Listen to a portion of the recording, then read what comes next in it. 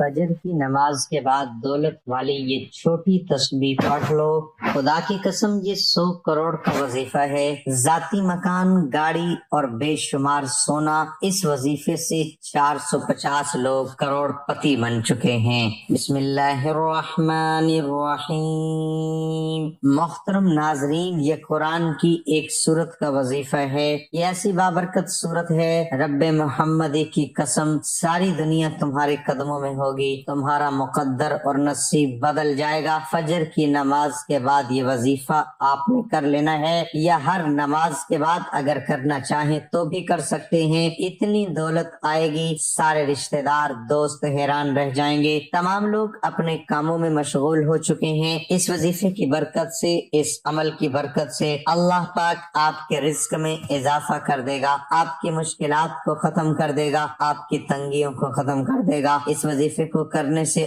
گھروں میں برکت ہی برکت ہوگی۔ اس وظیفے کو کرنے سے اللہ کے فضل و کرم سے آپ کی تمام مشکلات ختم ہو جائیں گی۔ یہ کون سا عمل ہے، یہ کون سے الفاظ ہیں، اس ویڈیو کو مکمل دیکھیے گا تاکہ آپ کو مکمل سمجھ آ سکے۔ ادھورا وظیفہ کریں گے تو وہ کامیاب نہیں ہوتا، اس لیے بہت سارے کمنٹ آتے ہیں، بہت سارے لوگ یہ گلہ کرتے ہیں کہ ہمارے وظیفے اثر نہیں کرتے۔ اس کی ایک تو وجہ یہ ہوتی ہے کہ جو احتیاط بتائی ہوتی ہیں آپ ان پر عمل نہیں کرتے۔ آپ کوئی بھی کام کرتے ہیں اس کا ایک معیار ہوتا ہے، ایک طریقہ ہوتا ہے۔ دنیا داری میں آپ دیکھ لیں، ہر چیز کا ایک طریقہ کار ہے، ایک منظم طریقہ ہے، اس کے مطابق ہی چلا جائے تو انسان کامیاب ہوتا ہے۔ اسی طرح آپ نے جب عبادت بھی کرنی ہوتی ہے تو اس کا بھی اللہ تعالیٰ نے، میرے نبی نے ایک طریقہ بتایا ہوا ہے۔ اب یہ نہیں ہو سکتا کہ آپ عشاء کی نماز دوپہر کو پڑھنا شروع کر دیں، اپنے اپنے ٹائم پہ ہی آپ نے پڑھنی ہے، اور اس کی بھی ایک تعداد مقرر ہے۔ یہ نہیں ہے کہ اس کے 4 فرض ہیں آپ 3 فرض پڑھ لیں، کرنا تو سجدہ ہے اللہ کی ذات کو، لیکن جو طریقہ کار بتایا گیا ہے آپ اس میں 4 رکعت ہی آپ کو پڑھنی ہے۔ اسی طرح آپ نے جب کوئی وظائف کرتے ہیں تو اس کا بھی ایک طریقہ کار ہوتا ہے۔ اللہ والوں نے اس میں محبتیں کی ہوتی ہیں تو آپ نے اس طریقے پر عمل پیرا ہونا ہے، اسی طریقے کو آپ نے مد نظر رکھنا ہوتا ہے، اس میں تعداد کا بہت زیادہ خیال رکھنا ہوتا ہے۔ اکثر لوگ گلہ کرتے ہیں کہ جی اللہ کا نام ہے، آپ کیسے کہہ سکتے ہیں کہ 100 دفعہ پڑھ لیں، آپ کیسے کہہ سکتے ہیں 300 دفعہ پڑھ لیں؟ تو میرے بھائی آپ دیکھیں کوئی نمبروں والا تالا، تو اس میں ایک مخصوص نمبر جب تک آپ داخل نہیں کریں گے تو وہ نہیں کھلے گا۔ کیوں نہیں کھلے گا؟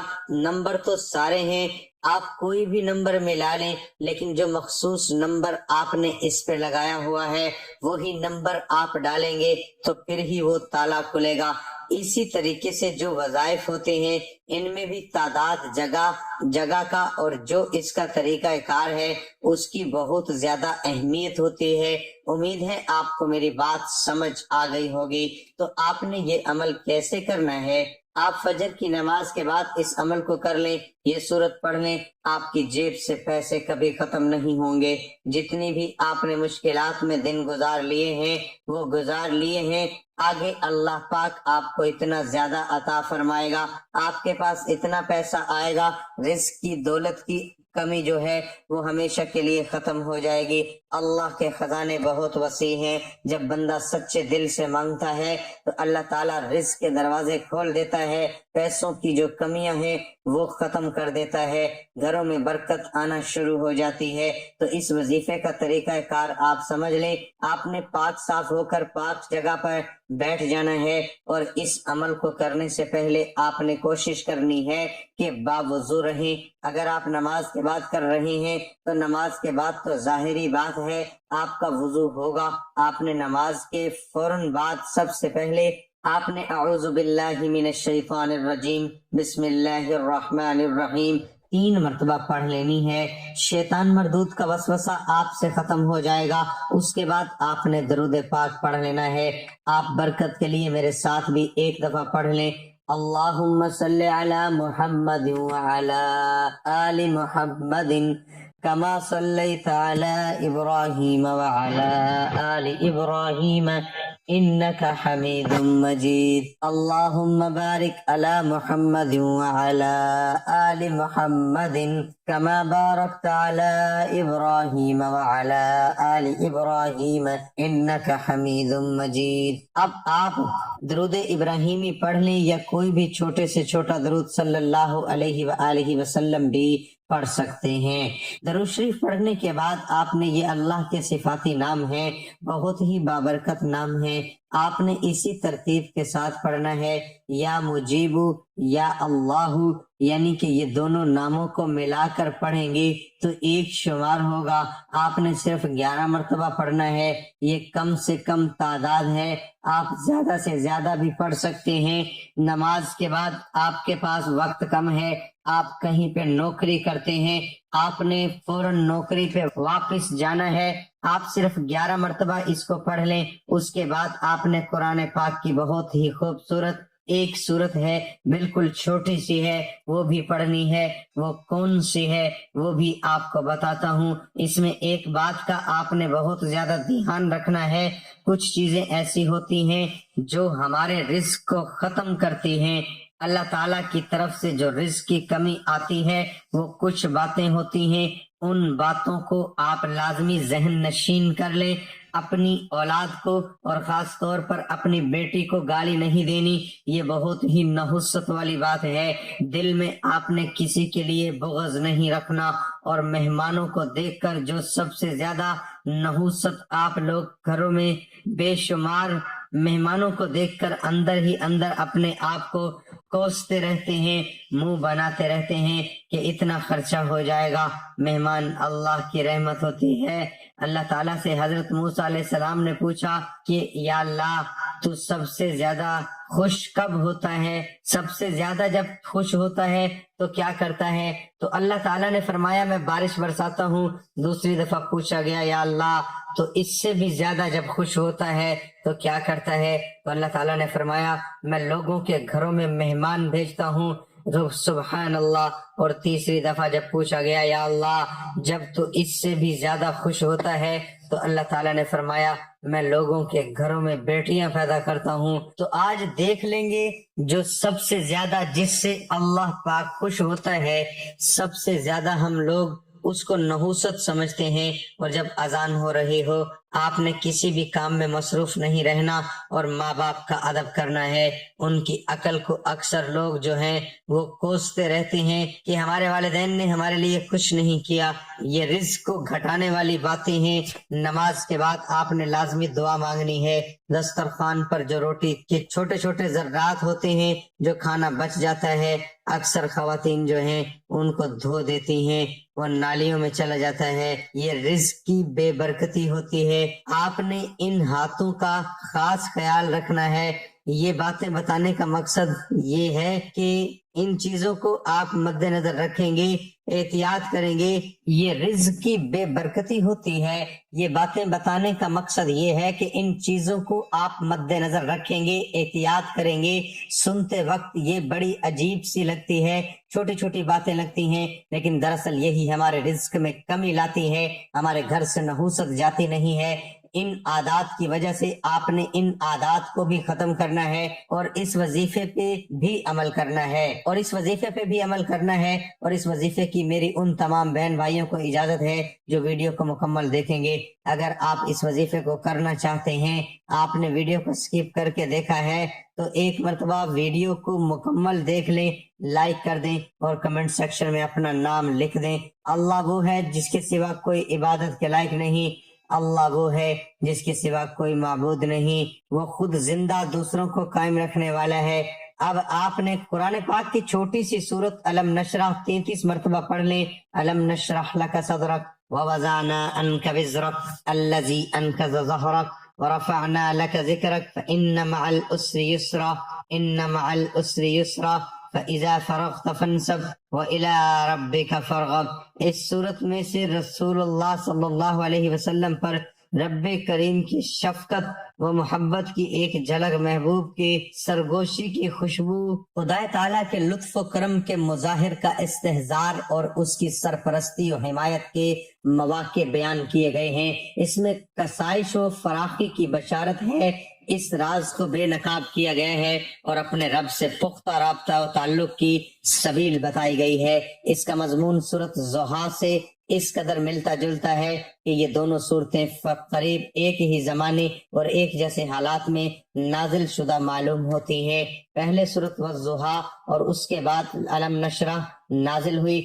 اس کا مقصد و دعا بھی رسول اللہ صلی اللہ علیہ وسلم کو تسلی دینا ہے۔ سورۃ والضحیٰ میں اللہ تعالیٰ نے اپنے جن الطاف و عنایات کو نبی صلی اللہ علیہ وسلم کی تسلی کا ذریعہ بنایا، ان کا تعلق بعثت سے قبل یا ابتدائے بعثت کے دور سے ہے، اور اس میں جو افضال و احسانات کا حوالہ دیا ہے اور اس دور سے تعلق رکھتے ہیں جب آپ کی دعوت کا چرچا مکے سے نکل کر عرب کے دوسرے گوشوں میں بھی پہنچ چکا تھا۔ پچھلی سورت میں آپ کو یہ بشارت دی گئی تھی کہ آپ کا مستقبل دعوت کے لحاظ سے ماضی کی نسبت بہت بہتر ہوگا، موجودہ مشکلات آپ کی تربیت میں معاون بنے گی، اور اس سورہ میں اس بشارت کی صداقت کے چند نمایاں شواہد کا حوالہ دے کر تاکید کے ساتھ آپ کو اطمینان دلایا گیا ہے کہ اللہ کی راہ میں آپ کو جو دشواری بھی پیش آئے گی اس کی پہلو بہ پہلو فیروز مندی بھی ہوگی۔ نبوت سے پہلے حضور کو ان حالات سے سابقہ پیش نہ آیا تھا جن کا سامنا نبوت کے بعد دعوت اسلامی کا آغاز ہی میں یکا یک کرنا پڑا تھا۔ یہ خود آپ کی زندگی میں ایک انقلاب عظیم تھا جس کا کوئی اندازہ آپ کو قبل نبوت کی زندگی میں نہ تھا۔ اسلام کی تبلیغ آپ نے کیا شروع کی کہ دیکھتے ہی دیکھتے وہی معاشرہ آپ کا دشمن ہو گیا جس میں آپ پہلے بڑی عزت کی نگاہ سے دیکھتے تھے۔ وہی رشتہ دار، دوست، اہل قبیلہ اور اہل محلہ آپ کو گالیاں دینے لگے جو پہلے آپ کو ہاتھوں ہاتھ لیتے تھے۔ مکہ میں کوئی آپ کی بات سننے کا روادار نہ تھا۔ راہ چلتے آپ پر آوازیں کسے جانے لگے، قدم قدم پر آپ کے سامنے مشکلات ہی حالات نہایت ہی دل شکن تھے۔ اسی بنا پر آپ کو تسلی دینے کے لیے پہلے سورۃ ضحیٰ نازل کی گئی اور پھر اس سورت کا نزول ہوا۔ 3 نعمتوں کا بیان اس سورت میں اللہ تعالیٰ نے سب سے پہلے آپ کو بتایا ہے۔ ہم نے آپ کو 3 بڑی نعمتیں عطا کی ہیں جن کی موجودگی میں کوئی وجہ نہیں کہ آپ دل شکستہ ہوں۔ ایک شرح صدر کی، دوسری یہ نعمت کہ آپ کے اوپر سے ہم نے وہ بھاری بوجھ اتار دیا جو نبوت سے پہلے آپ کی کمر توڑ ڈال رہا تھا، تیسری رفع ذکر کی نعمت جو آپ سے بڑھ کر تو درکنار آپ کے برابر بھی کسی بندے کو نہیں دی گئی۔ یہ قرآن کریم میں 2 معنوں میں استعمال ہوا ہے۔ ایک تو اسلام قبول کرنے کی صلاحیت توفیق کا عطا ہو جانا، جیسا کہ سورۃ انعام میں فرمایا، اللہ جس کو ہدایت دینا چاہتا ہے اس کا سینہ اسلام کے لیے کھول دیتا ہے۔ اس سے مراد ہر قسم کے ذہنی خلجان اور تردد سے پاک ہو کر اس بات پر پوری طرح مطمئن ہو جانا ہے کہ اسلام کا راستہ ہی برحق ہے۔ دوسرا شرح صدر سے مراد یہ ہے نبوت جیسے کار عظیم کا بار سنبھالنے اور تنہا کفر کی ایک جابر و قاہر طاقت سے ٹکر لینے کی ہمت پیدا ہو جائے، جیسا حضرت موسیٰ نے نبوت ملنے کے بعد دعا مانگی تھی، میرے رب میرا سینہ میرے لیے کھول دے اور میرا کام میرے لیے آسان کر دے۔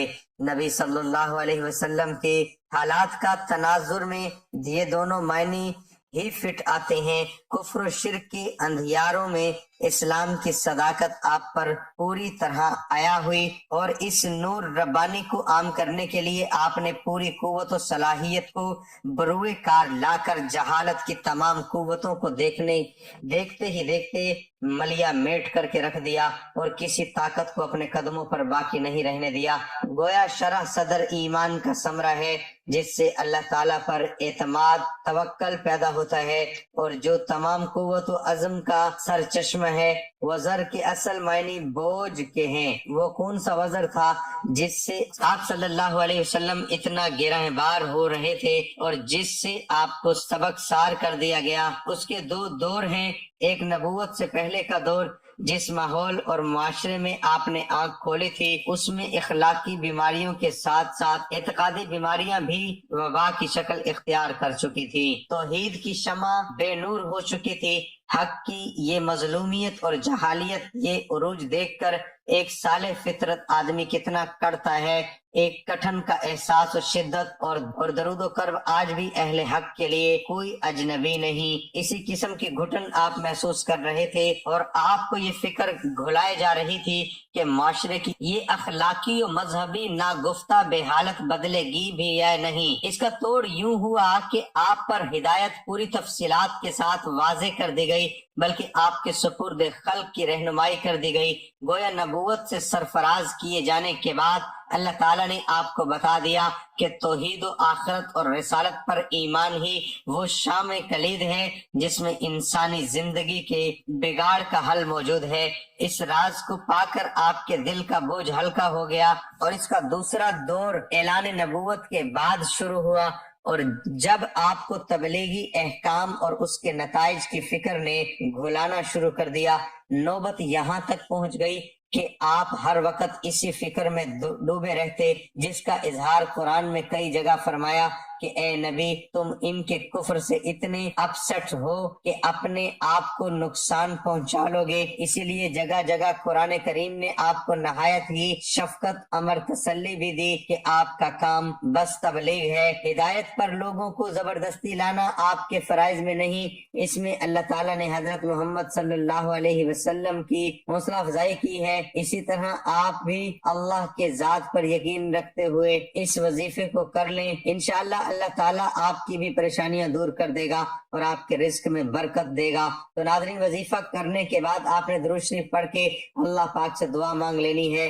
کہ یا اللہ میرے رزق میں، میری دولت میں جو کمیاں کوتاہیاں ہیں ان کو معاف کر کے میرا رزق وسیع کر دے۔ اللہ پاک ایسے غیب سے اسباب پیدا کرے گا، رزق کے ایسے ایسے دروازے کھولے گا جس کا آپ نے سوچا بھی نہیں ہوگا۔ کئی دفعہ انسان کو پتہ ہوتا ہے میرا رزق کدھر سے آئے گا، مجھے پیسے فلاں بندے سے ملیں گے، میری تنخواہ فلاں برکت سے آئے، آپ کو پتہ ہی نہیں چلے گا، آپ کو اندازہ ہی نہیں ہوگا کہ کہاں کہاں سے آپ کی مشکلات ختم ہو رہی ہیں، کہاں کہاں سے آپ کو رزق مل رہا ہے۔ یہ ایسا طاقتور وظیفہ آپ کو بتا دیا ہے۔ اللہ تعالیٰ کی ذات ہی ہے جو عطا کرتی ہے، صرف کامل نیت کے ساتھ آپ نے اس عمل کو کرنا ہے۔ کوئی بھی وظیفہ نماز کے بغیر مکمل نہیں ہوتا۔ آپ نے 5 وقت کی نماز بھی ادا کرنی ہے اور اس وظیفے کو بھی کرنا ہے، اور اللہ کی راہ میں کچھ نہ کچھ صدقہ خیرات بھی کرنا ہے۔ ناظرین، گزارش ہے کہ اللہ تعالیٰ کے 99 ناموں میں سے ایک نام کمنٹ میں لازمی ٹائپ کریں۔